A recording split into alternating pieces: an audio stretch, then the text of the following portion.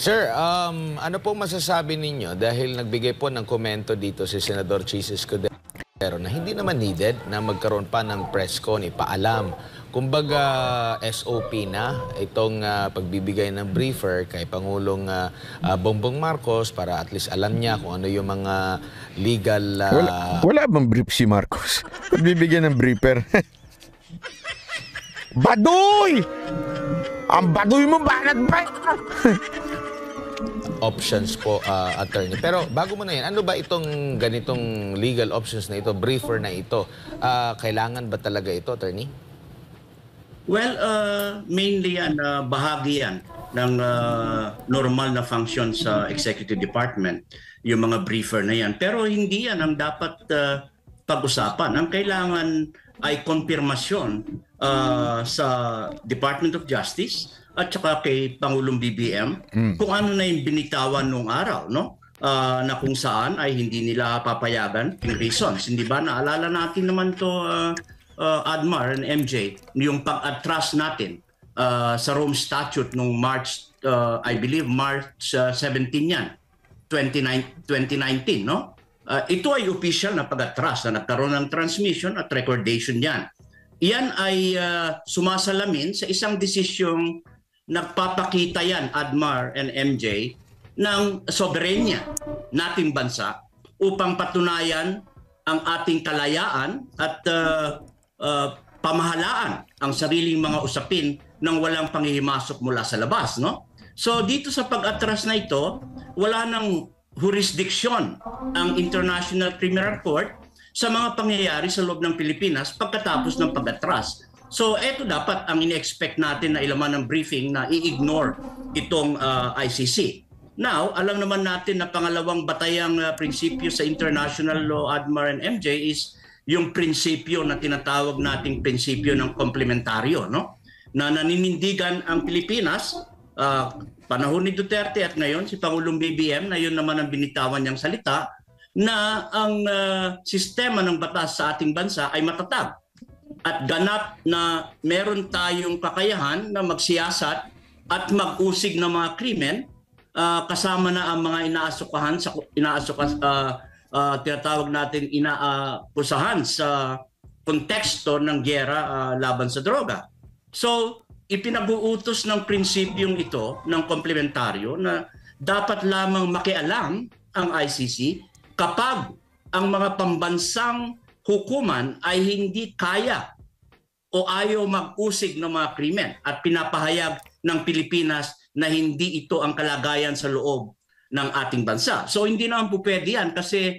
Yan nga yung sinasabi natin paulit-ulit di ba? Sana tumatak sa utak ng mga Pilipino ito na hindi, the ICC is not about Duterte. Kasi alam niyo yung pagsasabi niyo na ay hindi, huhulihin na yan si Duterte ng ICC. That's mali ho yung precedents na mangyayari sa bayan natin. 'Di ba ho? Para ho natin sinabi in the entire world that our justice system is not functioning. Or we do not have a parang legitimate government na ganito, na sabog ho ang mga justice system. Ang pangit ho. Ang pangit na ipapakita natin sa mundo yan. Kaya nga hindi ito kay Duterte lang. Wag nyo nang, kasi una-una, kahit anong gawin ninyo, eto sa tingin ko lang naman, kung sakaling ipatupad nyo yan, hindi nyo rin naman mahanap si Duterte. Si Bantan nga, hindi nyo mahanap di ba? Si Kibuloy nga, hindi nyo mahanap Si Duterte pa kaya? Malamang, ang motibo ninyo ay gusto nyo lang madungisan ang imahe ni Pangulong Duterte. So it's all just politics. This is not about, tandaan ninyo ang ICC ay walang police power. So ang magpapatupad niyan walang iba kung hindi ang ating bansa mismo, yung PNP natin ang huhuli kay Pangulong Duterte.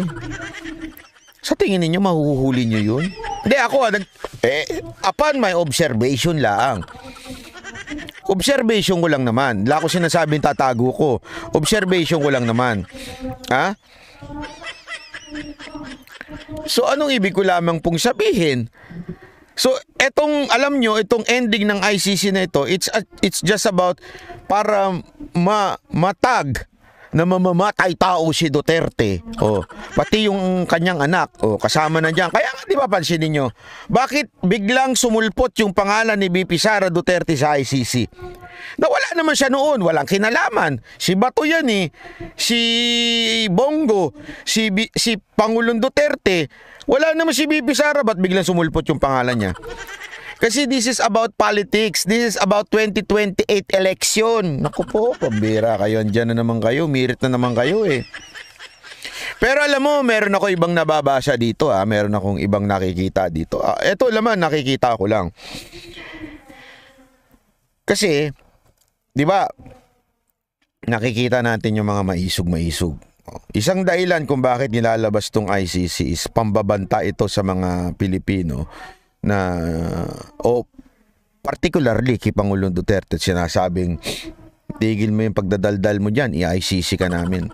Kaya lang, ang akala nila effective yun kay Duterte. Anong nangyari? Hindi Mas lalong tumatapang si Pangulong Duterte. Pero isa pang nakikita ko dito, aside from kay Duterte, ang target ng ICC na yan, ang isang target nito ay yung mga kandidato sa 2025. Sa tingin ko lang bakit kanyo?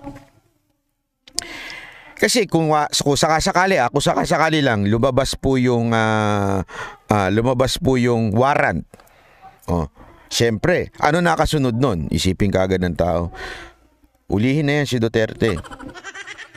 Pe-pressure niya yung si Marcos, ulihin si Duterte. Siyempre kasi PNP ang magpapatupad niyan. Sabihin na natin, ginawa na yun. Biglang wala si Duterte, hindi mahanap, hindi maghilap. Nagsama na sila ni Pastor Kibuloy. Punta na silang China. Hindi, biro lang. Wala po akong alam dyan Wala po akong alam Baka mamaya pagbinta nga. Sabi ni Banat Bay, nagpunta na ng China. Wala po akong alam. Joker lang po ako. Di nagsama na sila, nagtago na sila. Alam mo kagad, ang sasabihin kagad ng mga tao, pugante yan si Duterte. Pugante na yan si Duterte. So ano ibig sabihin pag pugante ka ng ICC? Anong konteksto nun? Tandaan ninyo, ang mga bansang nasa ilalim ng ICC, hindi tayo hindi tayo, hindi na maaaring pumunta yung wanted sa ICC. Bakit kanyo? Pwede silang pahuli dun sa bansa na yun.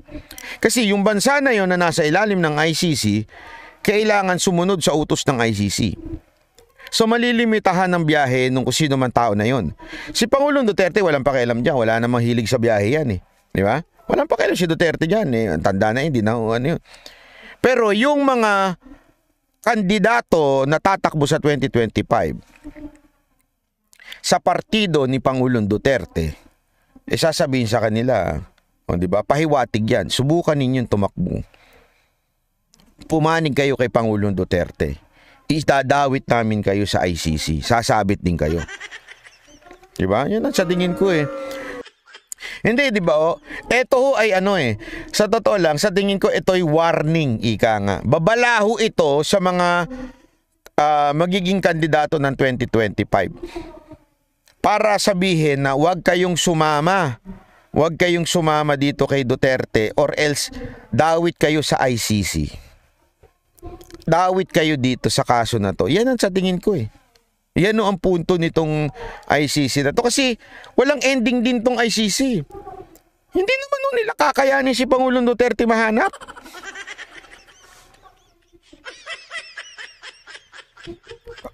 Tanungin ko kayo, ang China ba nasa ilalim ng ICC? Grabe ka naman Banat Bay. Para mo naman sinabing pupunta si Pangulong Duterte sa China. Hindi!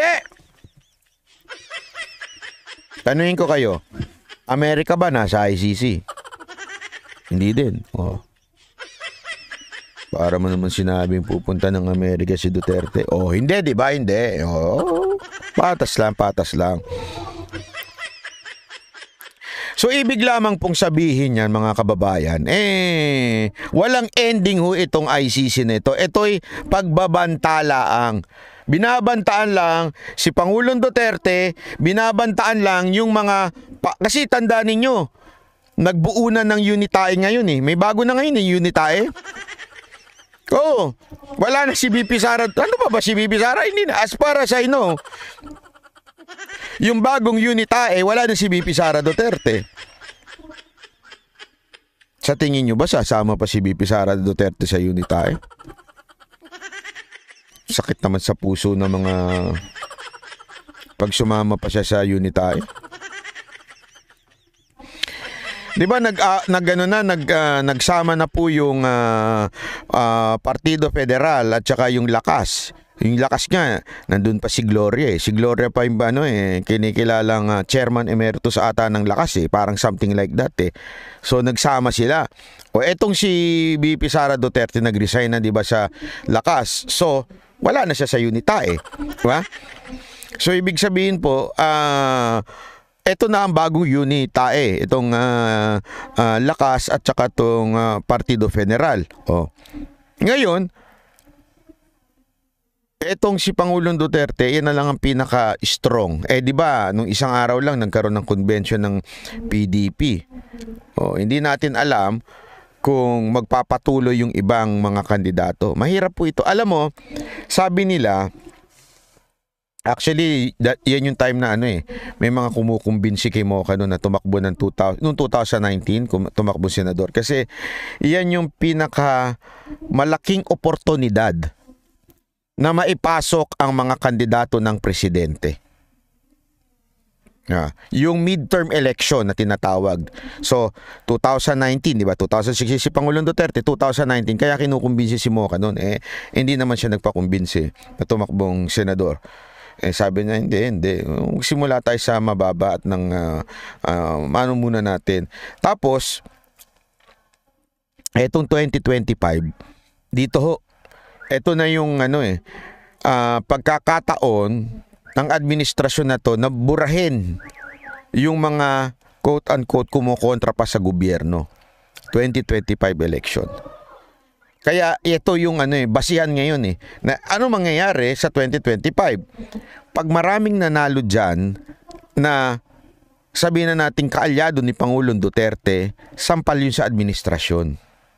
Pero pag maraming nanalo na kakampi ng administrasyon, medyo madedemoralize yung mga politiko na kaalyado ni Pangulong Duterte. Kaya very critical itong 2025 election. So, itong 2025 election, for sure ako, gagamitin ng lahat ng kapangyarihan, especially ni Tambaluslos, para pumasok ang lahat ng kandidato nila at walang makapasok sa administrasyon o sa Senate, especially Senate, sa kampo ni Duterte. ICC is isa sa mga magpapahina. Maniwala kayo sa akin. Ako po, politika ho ito. Yan, totoo dyan. Hindi ako nagbibiro.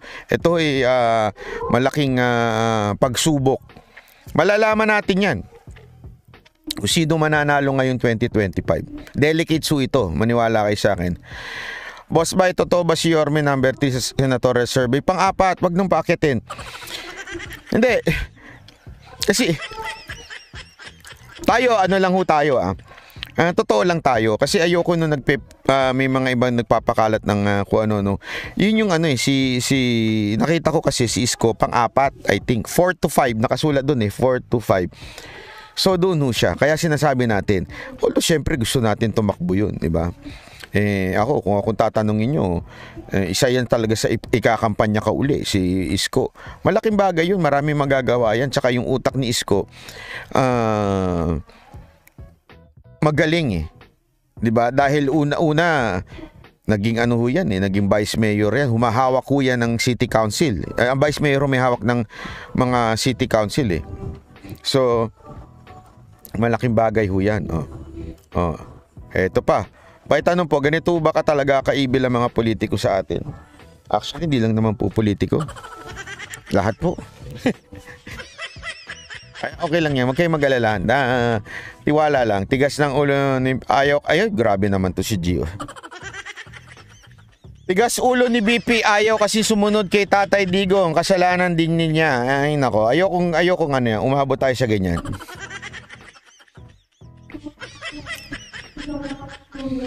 Ako ito makinig kayo. Ako nag-iintay ako kay BP Sara Duterte. Ito, usap tayo ng masinsinan dito. Kaya din ako medyo yung mga hirit ng iba dyan hindi ko sinasakyan. Wala kasing ending Ito seryoso na ito Wala pong ending yung iba dyan More or less, for the views lang yan. Ito totohanan tayo. Alam nyo mga kaibigan, wag tayo magpaloko sa sarili nating propaganda. For the views itong mga ganitong klaseng eksena ng iba dyan. Pero ang ending yan wala. Ang talagang makakapag-ending lang nito ay kung si VP Sara Duterte magsalita na. Kung si VP Sara Duterte mag-resign na at magsalita na. Yan talaga yung kukumpas ng lahat Pag hindi ho niya ginawa yan, every effort that we are doing, wala. Ako yun ang paniniwala ko You can disagree with me. You can disagree with me. I will respect that. Pero sa tingin ko, wala ho lahat nitong effort na ito hanggang hindi magsasalita si VP Sara Duterte. Siya kasi ngayon ng talagang tinitingala pagdating sa national. Paano hindi magsasalita yan? Kaya ako, observe muna ako.